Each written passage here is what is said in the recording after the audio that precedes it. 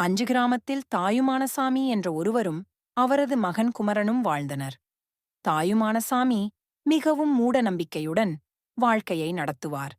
பல்வேறு ஜோதிடர்களிடம் சென்று வீட்டில் எப்போதும் பூஜை, சாக்கடை நீக்கம் போன்றவற்றில் முழுமையாக ஈடுபட்டிருப்பார். ஒருநாள் குமரன் பள்ளியில் திருப்புகழ் விருதைப் பெற்றதற்காக பெரிய விழா நடந்தது. ஆனால் அச்சமயம் தாயுமானசாமி விழாவில் வரவில்லை.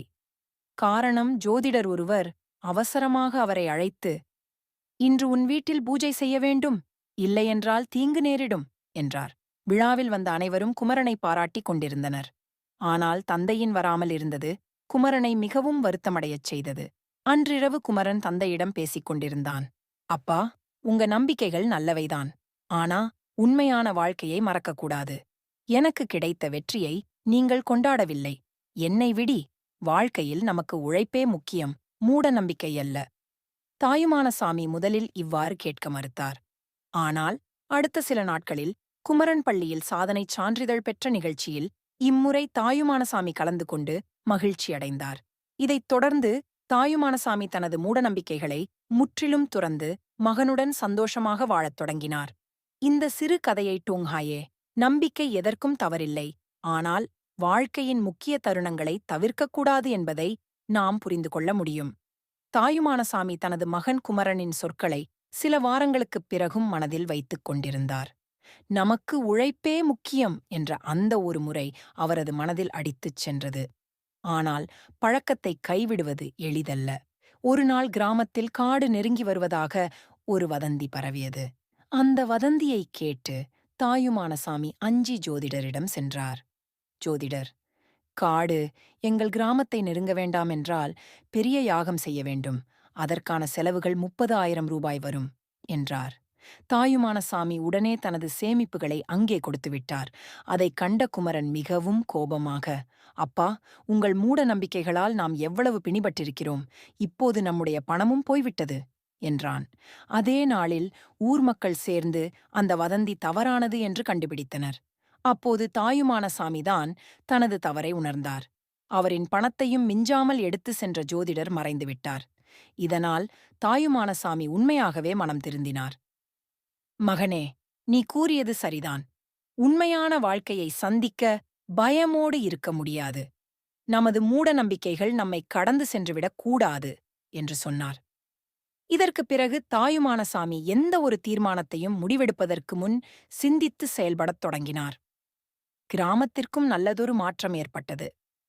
மூட நம்பிக்கைகளால் பாதிக்கப்படும் மனிதர்களுக்கு உதவி செய்யும் அணியை தாயுமானசாமி மற்றும் குமரன் தொடங்கினர். இது ஒரு நல்ல மாற்றத்தை ஏற்படுத்தியது. அவர்கள் அனைவருக்கும் அறிவியல் மற்றும் தர்க்கத்தின் முக்கியத்துவத்தை விளக்கி கூற ஆரம்பித்தனர்.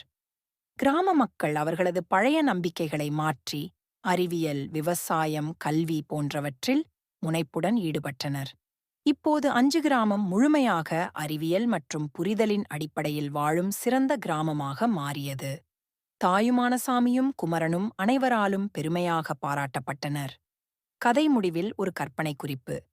மூட நம்பிக்கைகளை நம்பாமல் தர்க்கத்தையும் அறிவியலையும் நம்பும் வாழ்க்கையே மகிழ்ச்சியோடும் முன்னேற்றத்தோடும் நிரம்பியுள்ளது. தாயுமானசாமியின் வாழ்க்கை முழுமையாக மாறியதன் பின்னணி முழுமையாய் இன்னும் சிறப்பாக புரிய அவரின் புதிய வாழ்க்கையை இன்னும் சிறப்பாக விளக்கலாம். தாயுமானசாமி மற்றும் குமரன் ஆரம்பித்த அணியின் பெயர் தர்க்க சுடர் குழு. அந்த குழு மூலம் அவர்கள் கிராமத்தில் மூடநம்பிக்கைகளின் தாக்கத்தை குறைத்து கல்வியின் முக்கியத்துவத்தை பரப்பி வந்தனர். முதலில் மக்கள் முழுமையாக இணையத் தயங்கினாலும் அவர்கள் குழுவின் செயற்பாடுகள் மக்களின் வாழ்க்கையில் நேரடியாக மாற்றங்களை ஏற்படுத்தியது. ஒருநாள் கிராமத்தில் பசுக்களை நோய்த் தொற்றின் காரணமாக பலவீனமாக காணப்பட்டன. சில மூடநம்பிக்கைகள் கொண்டவர்கள் இதற்கு காரணம் கிராமத்தின் கடவுளை சரியாக வழிபடவில்லை என்று கூறினர். சிலர் கொடுப்பனவுகளைச் செய்து பிரச்சனையை தீர்க்க முயன்றனர். ஆனால் குமரன் அதைத் தவிர்த்து தர்க்க சுடர் குழுவினரை அழைத்து விவாதம் நடத்தினார். தாயுமானசாமி உடனே அருகிலுள்ள மாட்டுத்தாவர மருத்துவரை அழைத்து வந்தார். அவர்கள் கிராம மக்களுக்கு உண்மை காரணங்களை விளக்கினார்கள். மாட்டுக்கு போதுமான தண்ணீரும் சுத்தமான சூழலும் இல்லாததால் தான் இந்த நோய் ஏற்பட்டுள்ளது. இதனை புரிந்த மக்கள் தங்கள் பழைய நம்பிக்கையை துறந்து மாடுகளை பராமரிப்பதற்கான முறைகளை கற்றுக்கொண்டனர். கிராம மக்கள் தொடர்ந்து தாயுமான சாமியின் அறிவுரைகளை பின்பற்றினர். இது மட்டுமல்லாமல் தர்க்க சுடற்குழு பல விஷயங்களில் மக்கள் வாழ்க்கையில் முன்னேற்றம் கொண்டு வந்தது. கல்வி முகாம்கள், மூடநம்பிக்கைகளின் பின்னணி மற்றும் விளைவுகளை மாணவர்களுக்கு சொல்லித் தருவதற்கான நிகழ்ச்சிகள் நடத்தினர். சமூக விவாதங்கள், கிராமத்தில் ஏதேனும் பிரச்சினை ஏற்பட்டால் ஒவ்வொருவரும் தர்க்க மற்றும் பகுத்தறிவு அடிப்படையில் தீர்வுகளை தேட ஆரம்பித்தனர். சுத்தமான குடிநீர் திட்டம், மக்கள் தண்ணீரின் தூய்மையை பரிசோதிக்கத் தொடங்கினர். இதனால் நோய்கள் குறைந்தன. இவை அனைத்தும் கிராமத்துக்கு புதிய உயிரை ஊட்டியது. கிராம மக்கள் தங்கள் பழைய வழக்கங்களை திருத்திக் கொண்டனர்.